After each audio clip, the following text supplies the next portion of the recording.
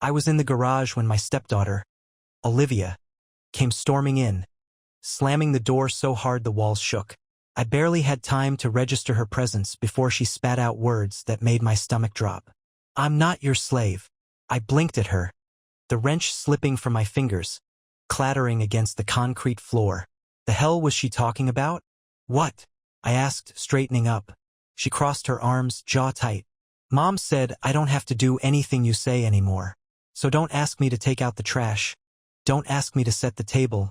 Don't ask me for anything." Madison. This had her name written all over it.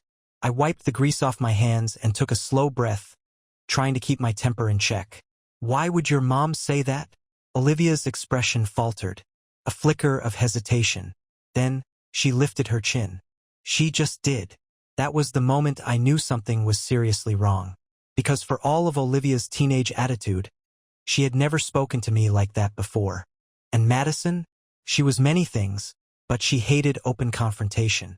If she had a problem with me, she'd usually throw out passive-aggressive remarks or go cold. But this was warfare. I pushed past Olivia and went inside. The house was eerily silent. No TV, no music, just the hum of the fridge and the faint sound of my own pulse pounding in my ears. Then I saw her. Madison was in the living room, sitting cross-legged on the couch, scrolling through her phone like she didn't have a care in the world. A half-packed suitcase sat open on the floor beside her. My gut twisted. Going somewhere? She didn't even look up. "Yeah." A pause. Too long. I stepped closer, my voice low. "Where?" Finally, she met my eyes, and the look on her face. It wasn't guilt. It wasn't regret. It was indifference. Like I was just another minor inconvenience in her day. "I'm going to live with my ex-husband for the next 30 days. The world tilted. I actually felt my brain short-circuit. The words were so absurd, so ridiculous, that for a second, I thought she was joking. I let out a breathy, humorless laugh. "Excuse me?" She sighed, as if I was exhausting her by merely existing. "I already told Olivia, so I might as well tell you now. I need a break. And since Jake, her ex-husband, offered me a place to stay, I figured, why not?" I couldn't even process it. Not just the fact that she was leaving, but who she was leaving for. Jake, the man she had trashed for years. The man she called a loser, a liar, a failure. The man she swore she'd never speak to again. I felt something sharp lodge itself in my throat. "You?" I swallowed. "You're serious?" She rolled her eyes. "Oh my God. Don't be so dramatic. It's just for a month. I need space. Space. Space." I stared at her, at the woman I had built a life with, and felt something inside me snap. The warning signs had been there, hadn't they? The distance, the lies, the way she'd stopped pretending to care. But this wasn't some slow decay. This was a detonation. "You're leaving me for your ex-husband?" My voice came out colder than I expected. She scoffed. "Jesus, you make it sound so scandalous. It's not like that. Not like that." I could barely hear over the sound of my own heartbeat. I glanced at the suitcase, then back at her. "Then what is it like, Madison?" She stood up, stretching, like she hadn't just lit our marriage on fire. "I just need a reset. And Jake, he understands me." That was it. That was the moment I realized she had no respect for me. Not an ounce. I exhaled slowly. "You know what? Fine. Go." She looked surprised. She had expected me to beg, to argue, to fight for her. But I wouldn't give her that satisfaction. Instead, I watched as she smirked, grabbed her suitcase, and walked out the door. And just like that, my marriage was over. She just didn't know what was coming next. I stood there, staring at the closed door, my mind an absolute war zone of rage, disbelief, and something deeper, something uglier. A realization so sharp it made my chest ache. She had never loved me. Not really, because no one who truly loves you does something like this. But love wasn't the thing keeping my pulse hammering. It was revenge. I didn't follow her, didn't call after her. Instead, I walked upstairs, straight to our bedroom, and grabbed my laptop. My hands were steady as I opened it. As I started typing her name, my mind already piecing things together like a detective in a crime movie. You see, Madison was sloppy. She thought she was clever, thought she was careful, but she wasn't. And when someone betrays you this brutally, you don't just let it happen. You document. You strategize. You make sure they pay. I opened our shared bank accounts first. There it was, several unexplained withdrawals over the last few months. Hundreds here, thousands there. Restaurants I'd never been to. Hotels I'd never stayed in. Next, I checked our phone bill. A single number stood out, appearing hundreds of times. Calls, texts, middle of the night, middle of the day. And when I copied the number into a search engine, I felt my lips curl into something that wasn't quite a smile. It wasn't her ex-husband's. It was someone else's. A coworker. The pieces fell into place so perfectly, so seamlessly, that I almost laughed. This wasn't about needing space. It was about lining up her next move. She had been playing me, stringing me along until she was ready to leave. But she had underestimated me, because she thought I was the kind of man who would cry, who would beg, who would sit in the wreckage of what she'd done and mourn. She had no idea who she was dealing with. I took screenshots of everything. The bank transactions, the phone records, every piece of evidence I could find. Then I emailed them to myself. I wasn't going to act yet. No, not yet. This wasn't the kind of betrayal you rushed to punish. This was the kind you planned for. The kind you made sure they never recovered from. So I sat there in our bed, the bed she had defiled, and I started making a list of every single thing I was going to take from her. And when I was done, I closed my laptop, leaned back, and smiled. She had no idea what was coming next. The thing about betrayal is that it doesn't just hurt, it clarifies. It strips away illusions, lays everything bare, and forces you to see people for what they truly are. And Madison? She was about to learn what it felt like to lose. I started small, a whisper of chaos, a flicker of destruction, just subtle enough that she wouldn't see the storm until it was too late. First, the finances. That shared bank account. I drained my half, moving it into a private account she didn't have access to. Then I went after the credit cards. Madison had a habit of using mine for little luxuries. Salon appointments, shopping sprees, weekend getaways I was now sure had nothing to do with girls' trips. So I canceled them. Every single one. By the time she reached her ex's place, she'd be staring at declined transactions, wondering what the hell had happened. Next, I made a call to our lawyer. Because unlike Madison, I wasn't reckless. I had a prenup. One she had laughed about when we signed it. "You really think you're going to be some millionaire one day?" she had teased back then. I had just smiled. Because I knew something she didn't. I had been planning for success, working for it, building something real.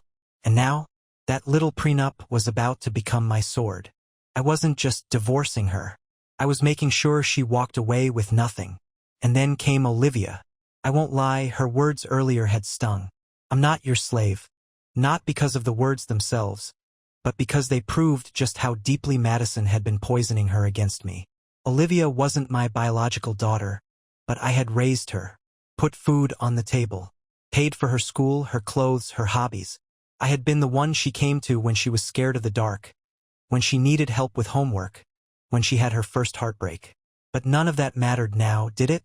So I made another call, to Olivia's father, the man Madison had spent years keeping out of her life, the man she had called a deadbeat loser every chance she got. She had fought to keep him away, not because she cared about Olivia's well-being, but because it gave her control. And me? I had the power to undo that. "Hey, Chris," I said when he picked up. "It's me. We need to talk." There was silence on the other end. Then, cautiously, "About what?" "About Olivia." I could almost hear the tension in his breath, the hesitation.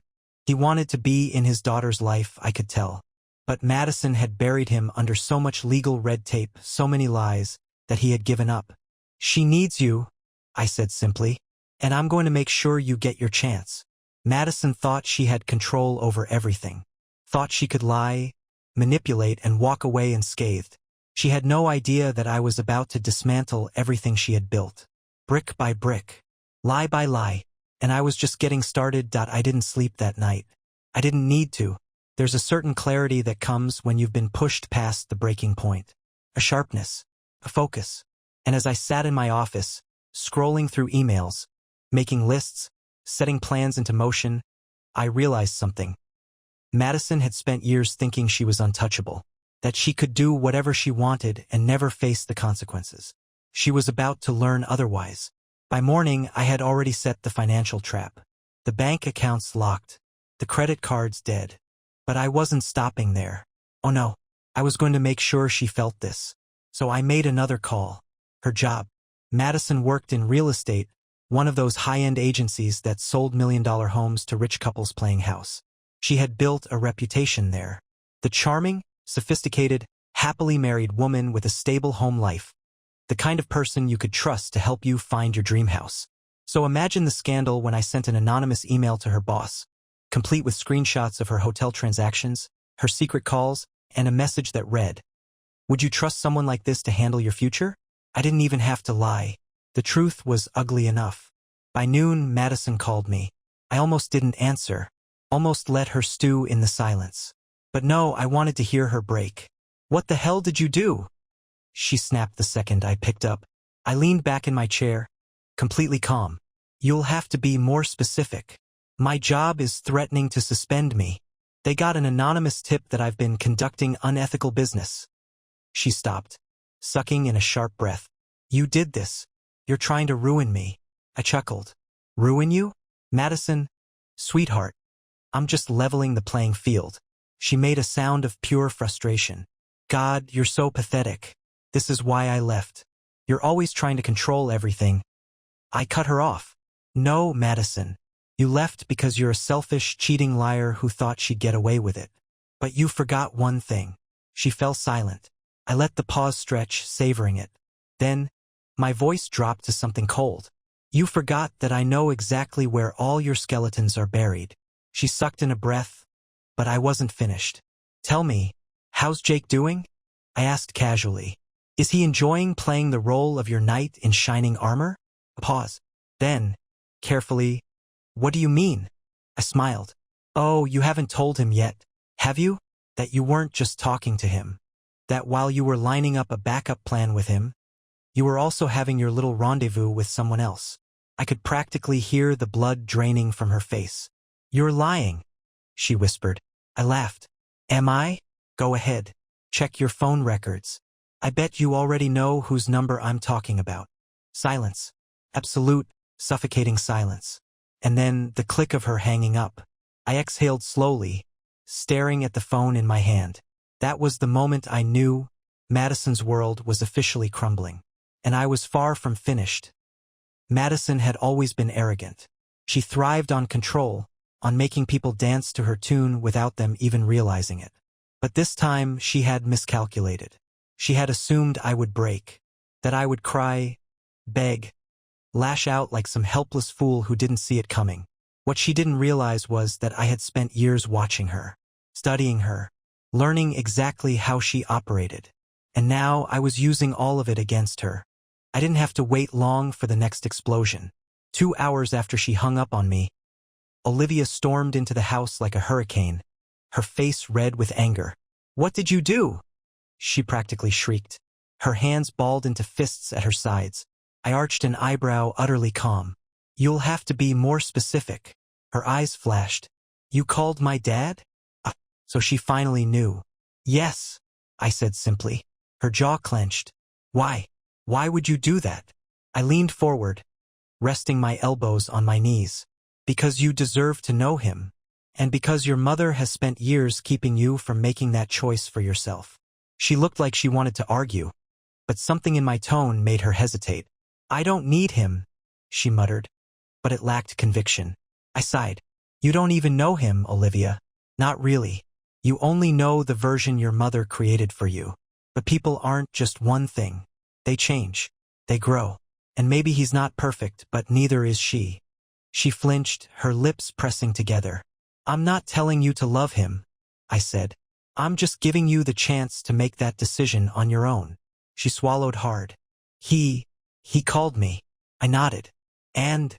She hesitated. "He said he wants to see me." "And what do you want?" Her expression flickered. Anger, confusion, something deeper. Then, finally, she whispered, "I don't know. For the first time in weeks, I saw something real in her. Not the anger Madison had been feeding her. Not the coldness. Just a lost kid who had been caught in the crossfire of her mother's selfishness. I softened my tone. That's okay. Take your time. She nodded, then, without another word, walked away, disappearing into her room. But I knew one thing for sure. That seed of doubt? It had been planted. And Madison? She was about to lose the one thing she had always counted on, control over her daughter. But the real fireworks, they came later that night. I was sitting in the living room, sipping a glass of whiskey, when my phone buzzed. A text from an unknown number.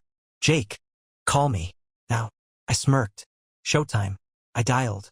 He picked up on the first ring. You son of a bitch, he growled. You couldn't just let her go, huh? I chuckled, swirling my drink. Oh, I let her go, Jake. But I thought you'd want to know exactly what you were signing up for. She told me everything, he snapped. Everything. I mused. Or just the parts she wanted you to hear? Silence. I let it drag, savoring it. Then, with the precision of a scalpel, I delivered the killing blow. You checked her phone, didn't you? His breath hitched. I smiled. Yeah, that's what I thought.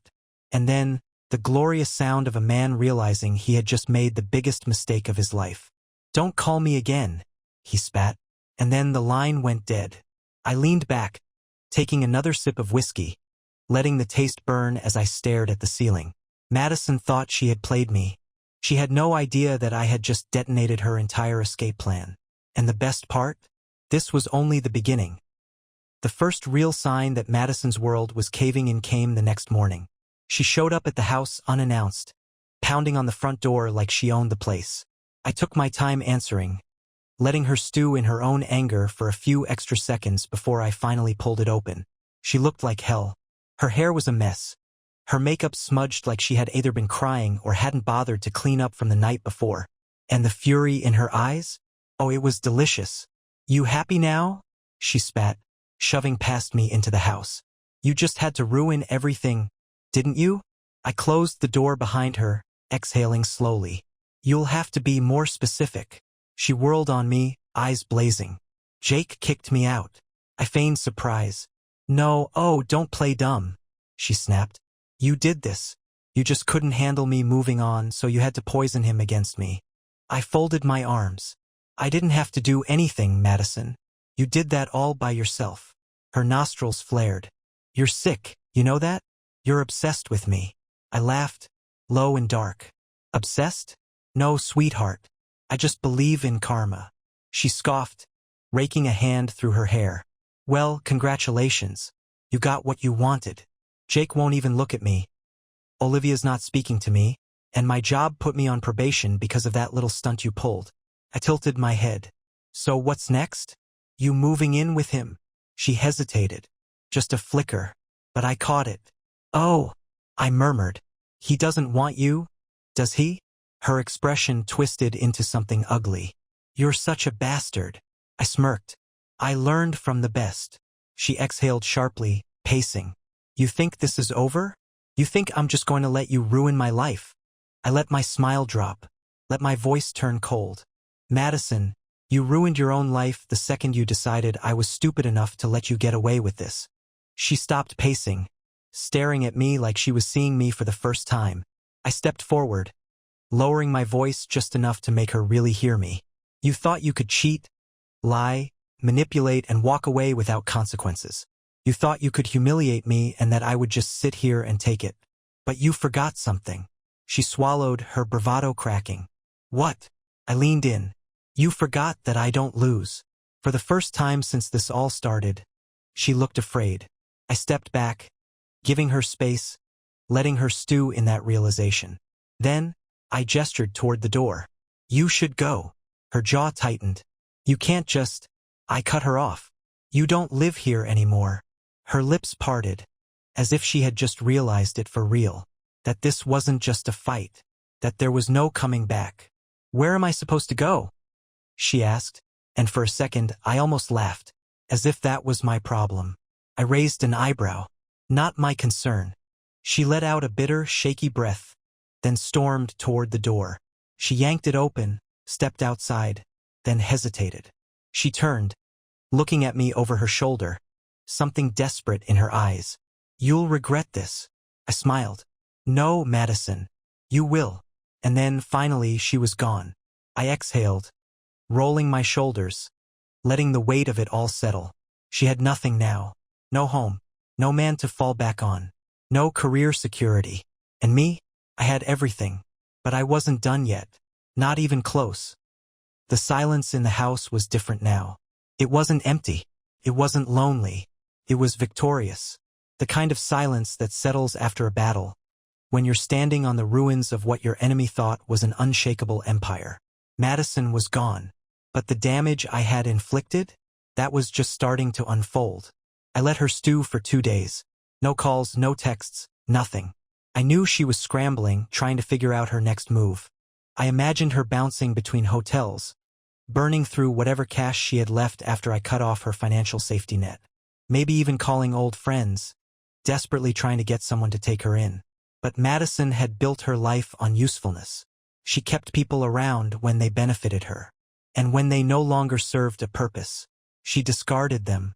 Now, she was the one being discarded. And then, on the 3rd day, she made her next mistake. She tried to come back. It was early evening when I heard the familiar sound of a key sliding into the lock. My chest tightened, not with fear, but with anticipation. She really thought she could just walk in like nothing happened. I didn't move from my spot on the couch. Just listened as the door swung open, followed by her sharp intake of breath when she realized. Her key didn't work. A long silence. Then, the frantic rattling of the handle. A curse under her breath. I let her struggle for a few more seconds before I finally got up, taking my time. When I pulled open the door, I was greeted with the exact sight I had been waiting for. Madison, standing there with her purse slung over her shoulder, wearing the same outfit she had left in 3 days ago, looking exhausted. "Problem?" I asked, feigning innocence. She glared at me, her face twisting with barely contained rage. "You changed the locks?" I leaned against the doorframe. "Of course I did." She let out a bitter laugh, shaking her head. "Jesus, you are such a petty little man." I smiled. Says the woman who tried to move in with her ex-husband after cheating on me with someone else's husband. Her face twitched. "That's not." I held up a finger. Save it." She exhaled through her nose. "Look, I just need to grab a few things. Okay?" I pretended to consider it, then shook my head. "Nope." Her nostrils flared. "Be reasonable. My stuff is still in there." I crossed my arms. "Oh, I know. And since you technically abandoned the house and left voluntarily, that means I get to decide what happens to it." She blinked. "You wouldn't." I tilted my head. "Wouldn't I?" She opened her mouth to argue. But before she could, I pulled out my phone and tapped the screen a few times. Then I turned it toward her. A photo of garbage bags, dozens of them, sitting on the curb in front of our house. Madison went completely still. I watched as her mind processed what she was looking at. As she realized, I grinned. "You should have come back sooner. Trash pickup was this morning." She actually staggered back a step. "You threw out my things?" I shrugged. Technically, the city did. Her mouth opened and closed, pure shock flashing across her face. Then, without warning, she lunged at me. Or, well, she tried to. I stepped back just in time, watching as she stumbled forward, catching herself against the doorframe. I laughed. I actually laughed. "Oh, Madison, you really thought you still had power here, didn't you?" She was seething. "You're insane." "No," I said, my voice calm, steady. "I just finally see you for what you really are." She let out a choked, angry sound. "You can't just erase me, you." I cut her off. "Actually, I can. And I already have." I stepped forward this time, closing the space between us just enough that she had to look up at me. "You don't live here anymore. You don't have access to anything I own. You have no money, no backup plan, no one left to manipulate. And you," I smiled, "you're homeless." She recoiled like I had slapped her. And for the first time I saw it. Real fear. Not just anger. Not just frustration. She was scared. I let out a slow breath. "Now, get off my property." She shook her head. as if she still couldn't believe this was happening. "You'll regret this." I leaned in, lowering my voice to a whisper. "No, Madison. The only thing I regret is not doing this sooner." And with that, I shut the door in her face. She screamed. Actually screamed. I stood there, listening as she kicked the door, cursed me out, called me every name in the book. And then, finally, she left. And just like that, I won. But the best part? I still wasn't done. Madison was out of my house, out of my life, and if karma had any sense of humor, probably out of options. But I wasn't stupid. I knew women like her didn't just accept consequences. They fought them, clawed and scratched their way back to the surface, using whatever scraps of manipulation they had left. And Madison? She still had one card left to play. Olivia. I knew it was coming before it even happened. The next evening, Olivia stormed downstairs, phone in hand, face flushed with anger. "Mom says you threw all her stuff away." I didn't look up from my laptop. "That's correct." She let out a breath, her hands tightening into fists. "That was all her stuff, David. Her clothes, her jewelry. God, do you know how much some of that cost?" I finally looked at her. "Oh, you mean the jewelry I bought her?" She hesitated. Just a flicker. I closed my laptop and set it aside. "I gave your mother 6 years of my life, Olivia. 6 years of my money, my time, my loyalty. And how did she repay me? By cheating, lying, and planning to leave me for someone else, while she drained my bank account behind my back." Olivia swallowed hard. She said she made a mistake." I nodded. "Yeah, a mistake she was perfectly happy to keep making until she got caught." She bit her lip, looking down.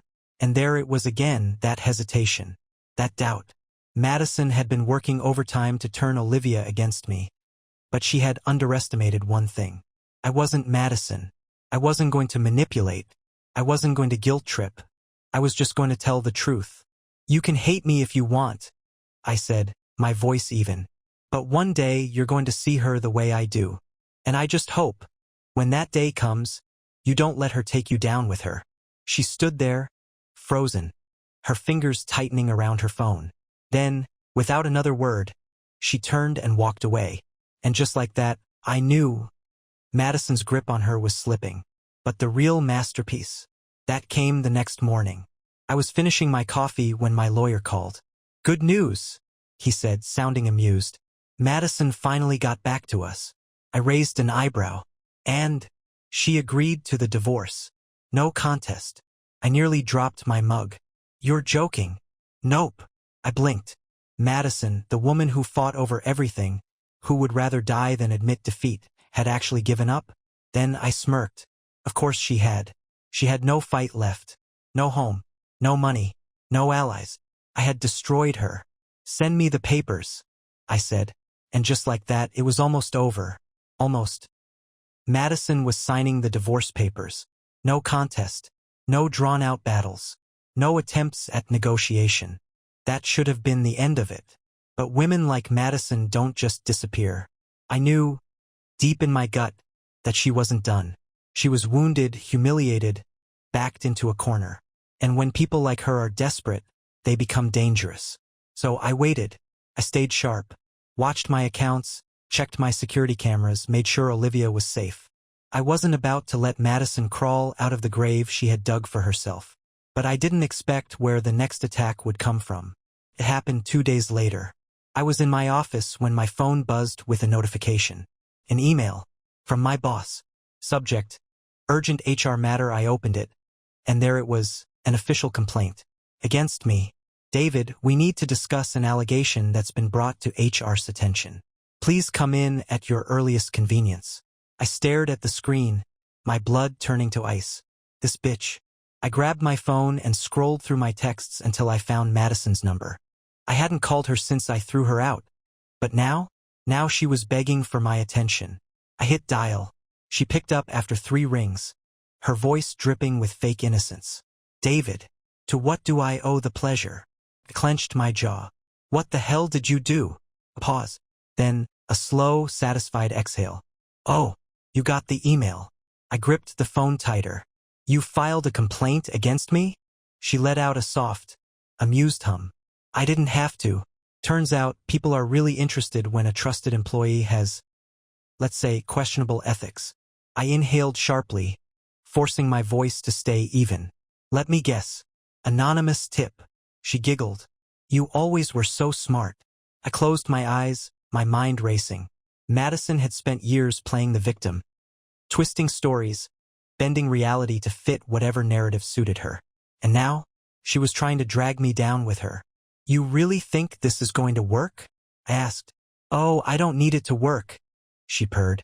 I just need it to hurt. I exhaled, rubbing my temples. You're pathetic. No, David. Her voice sharpened. You are. You took everything from me, so now? I'm just returning the favor. She was lying. I knew it. She knew it. But it didn't matter. Because the thing about false accusations? They stick. Even when they're proven false, the damage is already done. I had to get ahead of this. I had to end this. For good. So I did something I never thought I'd have to do. I called someone I hated even more than Madison. Jake. It took 3 tries before he answered. His voice groggy like he had just woken up. What do you want? I didn't waste time. Madison's coming after me. She's trying to destroy my career. A pause. Then a bitter chuckle. Yeah? Join the club. That caught me off guard. What? She already tried to pull some legal *T with me, he muttered. Filed some bogus harassment claim when I told her to get the hell out of my house. But guess what? The cops didn't buy it. I leaned forward, heart pounding. She did the same thing to you? Oh yeah. Pause. She's spiraling, man. She's got nothing left. No place to stay, no money, no backup. She's just lashing out, trying to take down whoever she can before she drowns. I let his words sink in. No home, no money, no allies. Madison was at the end of her rope, and that meant she was desperate. A dangerous animal backed into a corner. I exhaled. Jake, listen. If I can get proof of this, if I can show she's pulling the same scam on both of us, she's done, he finished. For the first time, we were on the same side. And Madison? She had no idea what was coming, that I had always assumed that revenge would feel like fire, burning, destructive, fueled by rage. But now, as I sat in my car outside a small, dingy motel on the edge of town, I realized something. True revenge? It was cold, calculated, precise. And Madison? She was about to experience it in full. Jake had come through. As much as I hated the guy, we had one common goal: to end Madison's ability to manipulate and destroy the people around her. He had sent me a full record of her harassment complaint against him, and I had done the same with my HR notice. Together, they painted a picture, a very damning one. Now all I needed was the final piece. That's why I was here. Madison had nowhere to go, no one left to manipulate, which meant she was staying somewhere. A little digging, bank statements, an old email account she had stupidly left logged in on our shared computer led me here. A rundown motel off the highway, the kind that smelled like stale cigarettes and regret. I didn't bother knocking. I went straight to the front desk. The guy behind the counter looked like he had given up on life somewhere around 2008. Room? He grunted. I slid a $100 bill across the desk. I need to know if a woman named Madison checked in here in the last 3 days. His eyes flicked to the money, then back to me. He hesitated, then sighed. Room 214. End of the hall. I nodded. Appreciate it. As I walked toward the room, my pulse stayed steady. This wasn't about emotions anymore. This was about ending this. I knocked. No answer. I knocked again. Harder. Still nothing. Fine. I pulled out my phone and called her. It rang once, twice. Then, from inside the room, a phone vibrated. Got you. I knocked one last time. Madison. Open the door. Silence. I exhaled. Fine. You don't want to talk? I'll just forward every piece of evidence I have to your employer, my lawyer, and the police. I'm sure they'd love to see how you've been filing false complaints to destroy people's lives. The lock clicked. The door opened just enough for me to see her. She looked wrecked. Dark circles under her eyes, hair a mess, skin pale. She was wearing the same clothes as last time, except now, they were wrinkled and stained, like she had been sleeping in them. Her eyes darted past me. scanning the parking lot like she expected someone to be with me. "Are you alone?" she asked, her voice hoarse. I smirked. Scared. She scowled but didn't answer. I stepped closer, lowering my voice. "You've lost, Madison. It's over. You can keep trying to fight, but every time you do, you just make it worse for yourself." She swallowed. I could see the wheels turning in her head, trying to find an angle, an escape. There wasn't one. I leaned in slightly. "You're out of money, out of allies, out of options." Her lip trembled, just for a second. And then, finally, "I don't have anywhere to go," she whispered. I exhaled, nodding. "That's not my problem." She let out a shaky breath, looking down. When she spoke again, her voice was small. "What do you want, David?" And there it was. The shift. The moment she finally realized she wasn't in control anymore. I smiled. "Simple," I said. "You're going to call my employer. Retract your complaint. Say you made a mistake." She blinked rapidly. I held up my phone. "Or I send everything to the cops." Her breath hitched. "Checkmate." I stepped back, giving her space. "You have 1 hour." Then, without another word, I walked away. The moment I got back in my car, my phone buzzed. HR email. Complaint withdrawn. No further action needed. I smirked. Madison had finally folded. But she had one more lesson to learn.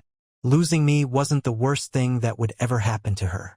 The worst thing was knowing that I would never think about her again, that I thought that once Madison folded, once she withdrew her complaint and realized she had no power left, I'd feel done. That the satisfaction of watching her world crumble would be enough. But some people don't know when to stay down. And Madison? She was one of them. It started with a text. One I wasn't expecting. "Madison, please, just talk to me." I stared at my screen, genuinely amused. Now she wanted to talk? After everything? After trying to ruin me? After losing every battle she picked? I ignored it. Then came another. "Madison, I don't know where to go." I let out a slow breath. This was the moment. The final test. She wanted pity. Wanted me to throw her one last lifeline so she could crawl back into my life, pretending none of it happened. And for a split second, I considered it. Not out of kindness, but out of curiosity. What would she even say? What excuse could she possibly come up with to justify everything she had done? I decided to find out. I called. She picked up immediately, her breath shaky. "David." Her voice was different. Not angry. Not manipulative. Just hollow. I leaned back in my chair. "Talk." She exhaled. I don't know what to do." I stayed silent, waiting. "I messed up," she continued, her voice barely above a whisper. "I ruined everything. She swallowed hard. I don't want to be alone." There it was. Not an apology. Not regret for what she had done, but regret for what she had lost. I closed my eyes, letting the weight of her words settle. Madison didn't love people. She used them. And now that she had no one left, she was scrambling to find someone, anyone, to latch onto. I took a slow breath. "That's not my problem." She inhaled sharply. "David, please." I cut her off. No silence. Then a ragged exhale. I didn't let her finish. I hung up. And then, for the first time in weeks, I blocked her number. The second I did, an unfamiliar peace settled over me. A quiet finality. This was it. The real ending. Not revenge. Not destruction. Just erasure. Madison didn't deserve my rage. She didn't deserve my attention. She deserved exactly what she had given me. Nothing. I stood up, stretching, rolling my shoulders. For the first time in years, I felt light. Free. Madison was gone. And I was finally moving forward. 3 months later, I barely thought about her. Madison had become exactly what she feared most, irrelevant. I had moved on, gotten a raise at work, started hitting the gym again, even reconnected with old friends I hadn't realized I'd lost because I'd spent so many years dealing with her. I had my life back. But Madison, she had vanished. No texts, no calls, no desperate last attempts to claw her way back.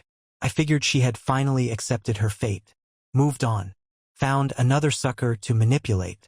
Until one night when I got a call from Olivia. I frowned at the screen. We had been talking more lately, but she never called this late. Something was wrong. I picked up. Olivia. She sniffled, crying. David, I need to see you. I immediately grabbed my keys. Where are you? She gave me an address. A coffee shop on the other side of town. I told her to stay put and left immediately. When I got there, I spotted her in the corner, hunched over, arms wrapped around herself. She looked small, like a kid again. I sat across from her. What happened? She wiped her eyes. It's Mom. I tensed. What about her? She exhaled shakily. She's not okay. I didn't respond, just waited. She's staying with some guy, some loser she barely knows. I don't even think he likes her that much. He just lets her crash there because she has nowhere else to go. I stayed silent. She's broke, like really broke. She tried getting a job, but no one will hire her after everything. She's desperate. And Olivia hesitated.